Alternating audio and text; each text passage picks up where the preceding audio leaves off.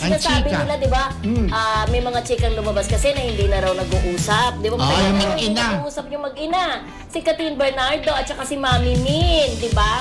Dahil nga, keso may kinalalaman daw dito si Mayor Alcala na may mga desisyon daw si Catherine na hindi nagugustuhan ni Mami Min. So yun daw ang reason kung bakit parang meron silang tampuhan. Pero may source na nagsabi sa atin na hindi daw totoo yon, na hindi sila nag-uusap dahil bago raw lumipad si Catherine papuntang Melbourne, Australia, kung saan pinuntahan niya ang kanyang best friend.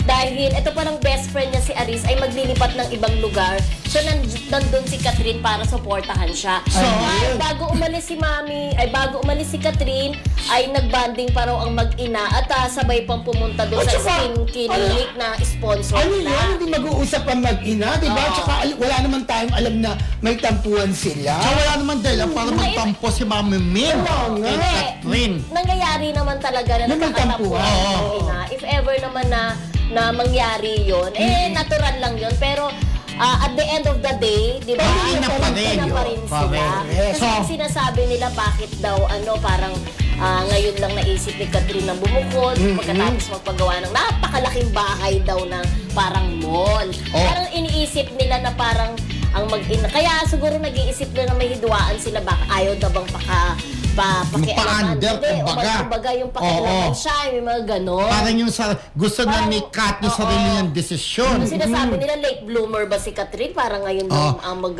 na parang bakit kailangan pang mag-solo tutig na wala pa siyang asawa. Di ba mga ganon tinatanong ng mga netizen. Pero okay po ang mag-ina, walang problema sa kanila. Walang problema sa mag-inang Catherine Bernardo at kay Mami Min.